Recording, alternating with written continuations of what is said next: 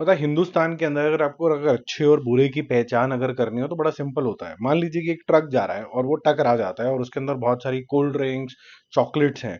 तो ज्यादातर हिंदुस्तानी क्या करेंगे कि उसकी मदद करने के बजाय वो चॉकलेट जो है या फिर कोल्ड ड्रिंक जो है लूट लाट के बाल्टी में लेके चले जाएंगे। ऐसा आपने बहुत सारे सीन्स देखे होंगे।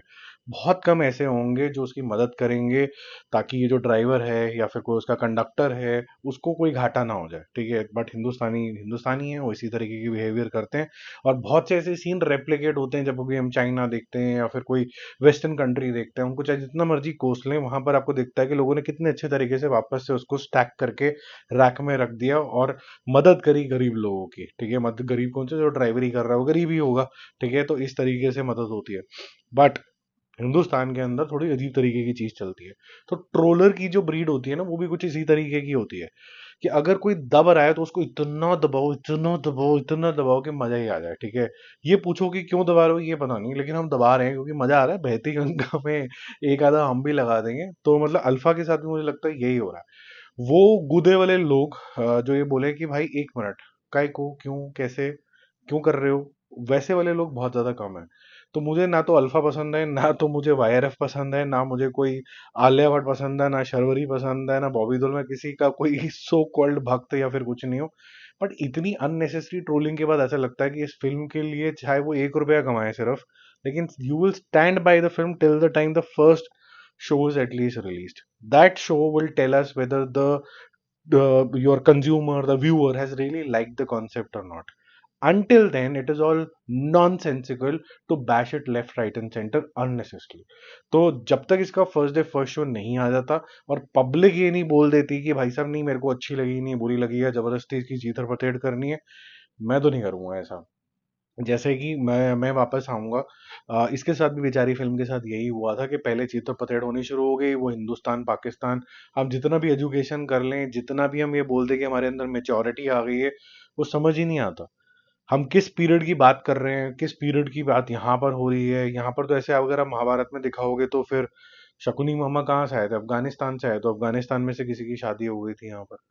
तो ये सब चीजें जो गंधारी, ठीक है, तो ये सारी चीजें हिस्टोरिकली क्या हुआ था और अब कैसे हो रहा है और क्या आपको आर्म ट्विस्ट करके अभी बता दिया गया या पहले वालों ने क्या बता दिया था, किसी को कख नहीं पता। ठीक है, I think the best thing people can do is just PAUSE, pause, अपना ओपिनियन खुद बना लेना, पहले किसी चीज को रिलीज होने दो। तो I have never supported a movie on this channel, but I just support this movie Alpha because we have seen very little of women getting full fledged roles. कितनी पिक्चरें बनती हैं फुल फ्लेज रोल वाली। ठीक है, एक alpha को हम सपोर्ट करेंगे और इसी दिन ही रिलीज हो रही है उमा कुरैशी की फिल्म, रिलीज हो रही है। ठीक है, तो दोनों ही फिल्मों को मतलब मेरा तो पूरा सपोर्ट है। फिर हम बोलते हैं पैरिटी नहीं है, फिर हम बोलते हैं कि मेन को ज्यादा सैलरी मिल गई, वुमेन को कम मिली। इस फील्ड के अंदर वो कृति सैनन जैसे PR करने वाले आ जाएंगे, जबकि बोला जाएगा कि ये PR है। सिर्फ मुद्दा बड़ा सिंपल है।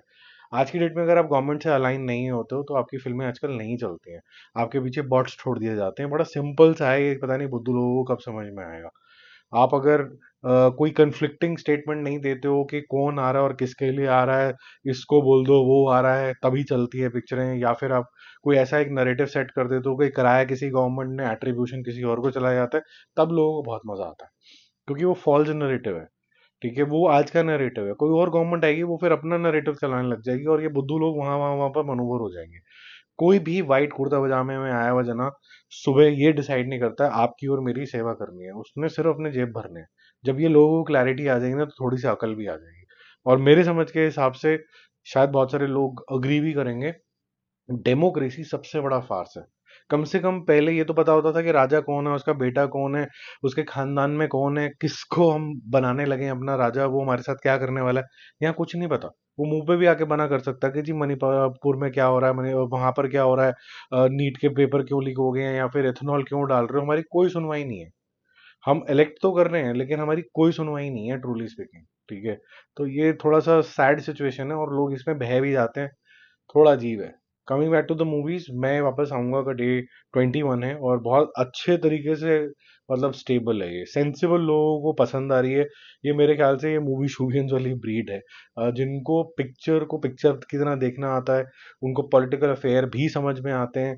वो पिक्चर देख के कोई प्रभावित नहीं हो जाते, वो अपनी दिमाग में बड़ी क्लियरली फिल्टर कर देते हैं कि ये फिक्शन है ये रियल है।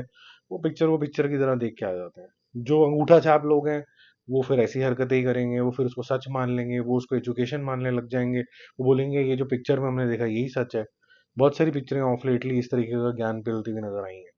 52.5 करोड़ इसने करा है और 79 करोड़ इसने कर लिया है वर्ल्ड वाइड। बहुत अच्छा कलेक्शन है। ये 85 तक आराम से क्रॉस करेगी, maybe even more. Cocktail, cocktail two का डे 14 है और ये एक जैसे कहते हैं ना अबव एवरेज टाइप की फिल्म बनती हुई नजर आ रही है। डे 14 मतलब 2 हफ्ते पूरे हो गए हैं, कल 1.5 है। कम से कम शाहिद कपूर को एक ये तो मिल गई कि पिक्चर फ्लॉप नहीं है, ठीक है। तो 1.5 करोड़ इसने करें और आज भी ये लगभग लगभग 1.25 करोड़ करेगा। 1.5 तो के आसपास नहीं कर पाएगा, तो 94 इसके कल तक थे, तो 95.25 टाइप्स तो ये कुछ करेगा। और 153 करोड़ इसका टोटल ओवरऑल कलेक्शन हो जाता है वर्ल्ड वाइड, क्योंकि रीजनेबल है, क्योंकि इसको भी गिराने की पूरी कोशिश करी गई थी, ठीक है। और राइटफुल इसकी मार्केटिंग नहीं हुई। मेढॉक वैसे चूकता नहीं है अपनी मार्केटिंग के अंदर, बट इस वाली फिल्म के लिए मेरे ख्याल से चूका है वो। कैरी ऑन जट्टा का डे 4 है और ये जितना कल किया था उतना ही करेगा, 1 करोड़ के आसपास। 14.5 इसका टोटल है और 26.5 करोड़ इसका वर्ल्ड वाइड टोटल है। इसकी जो हाइप जिस तरीके से हुई थी, जिस तरीके को लोगों को स्वाद आया था, उतना बड़ा रॉकेट इसको भी लग नहीं रहा है, ठीक है। ओवरसीज की कलेक्शन हो सकता है मैंने आपको थोड़ी सी कम रिपोर्ट करी हो, क्योंकि थोड़ी सी डिलेड चल रही है इसकी रिपोर्ट्स, क्योंकि यूएस से कनाडा यूके में, नॉट यूएस से एक्चुअली, यूके और कनाडा के अंदर ज़्यादा चलती है, वहाँ के नंबर हमेशा एक आधा दिन डिले हो जाते हैं।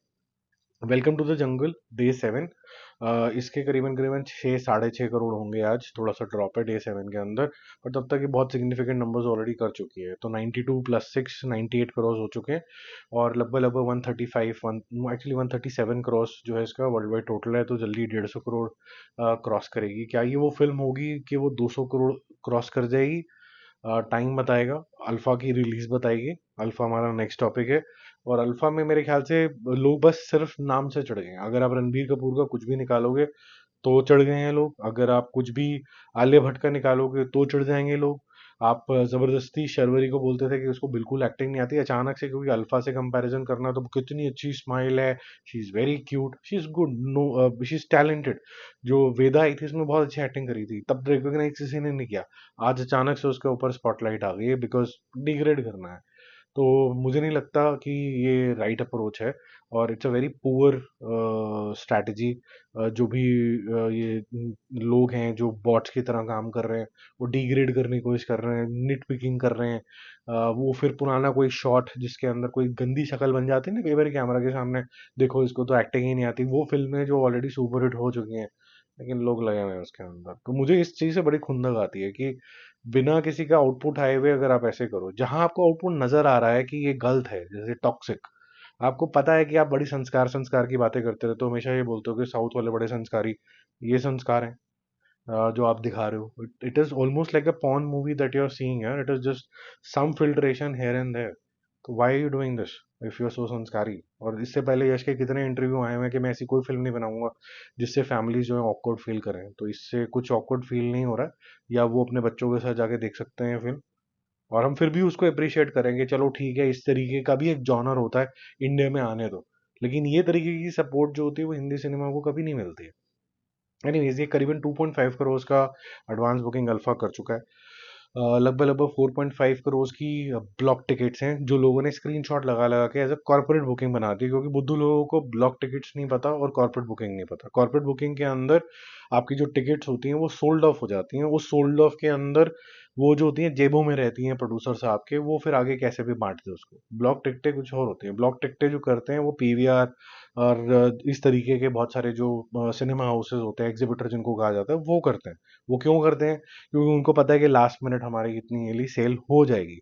और क्यों करते हैं? सिक्योर करने के लिए। एक बड़ी फिल्म के लिए 4-5 करोड़ का ब्लॉक बुकिंग कोई भी करता है। अब साउथ की अगर कोई जेलर जोलर आ जाएगी तो आप देखोगे कि करीबन 7-8 करोड़ रुपए की ब्लॉक बुकिंग ऑलरेडी चल रही है। धुरंधर वुरंधर के टाइम में 4-5 करोड़ नॉर्मल बात थी ब्लॉक टिकट्स होना।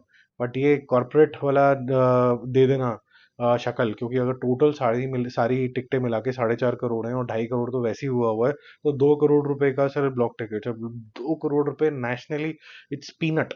ठीक है, तो और अगर वाईआरएफ को अगर करना ही होगा कॉर्पोरेट बुकिंग, तो उनके जो पॉकेट्स है ना, वो डीप पॉकेट्स हैं। वो फिर एक बारी में 10, 12, 15 करोड़ करेंगे कि जी हो गया। ठीक है, बाकी सारी दुनिया फुद्दू थी, इस वजह से वो देखने नहीं गए। ठीक है, बट जो जेन्युइन लोग हैं वो देखने जा रहे हैं, ऐसा वो नरेटिव चला सकते थे, ये नरेटिव है नहीं यहाँ पर। बट एनीवे, जिसको जो सोचना है सोचे। कल जब मूवी आएगी तो मैं आपको जेन्युइनली बता पाऊंगा कि अल्फा को ट्रोल करिए, बहुत अच्छी बात है, ट्रोल तो नहीं, फीडबैक दीजिए। और जो पिक्चर है वो अच्छी नहीं बनी है, या फिर अच्छी बनी है, लोगों ने उसको चांस नहीं दिया, तो मैं तो आपको सीधा सीधा स्पष्ट शब्दों में बता दूंगा कल सुबह। बाकी आपकी इच्छा, आपने क्या करना है उसका। इसका जो टिकट्स टोटल बिकी हैं वो लगभग लगभग है 80K तक, मतलब 12, 12:30 बजे तक इतना हो जाना चाहिए बिफोर द फर्स्ट शो। और जो एवरेज टिकट प्राइस है वो करीबन 300 के आसपास सफर कर रहा है। ठीक है, बाकी जल्दी मिलते हैं और व्यूज और अपडेट के साथ। और कोशिश करो ये नेगेटिविटी से थोड़ा सा दूर रहो। वैसे तो हमारे चैनल पे ऐसे कोई, सॉरी टू से, बट चंगू मंगू लोग आते ही नहीं है, बट कभी कभी बीच में आ भी जाते हैं, टपक भी जाते हैं। तो क्योंकि यहाँ पर व्यूज का कोई लालच नहीं है, नहीं आना मत आओ यार, मतलब मैं तो बड़े सारे लोगों को ब्लॉक ही कर देता हूँ, जो भी थोड़ी सी भी बदतमीजी करते हुए नजर आते हैं उनको ब्लॉक कर देता हूँ। इतनी बड़ी लिस्ट है मेरी। मेरे ख्याल से यूट्यूब में कोई भी यूट्यूबर होगा, इन्फ्लुएंसर होगा, उसकी सबसे बड़ी जो लिस्ट होगी, I can prove it, somebody needs a screenshot. इतनी बड़ी लिस्ट है ना मेरी, जिनको मैं ब्लॉक करता हूँ सिर्फ इसीलिए कि कमेंट सेक्शन के अंदर बदतमीजियां ना हो। और सबसे क्लीन जो होगा हमारे चैनल के ऊपर ही होगा कमेंट्स, क्योंकि मैं एक एक खुद पढ़ता हूँ, और जो बकवास कर रहे होते हैं या तो उनको ब्लॉक करता हूँ, डिलीट करता हूँ। ये मेरे लिए एफर्ट हो जाता है, लेकिन मैं करता जरूर हूँ। Bye bye.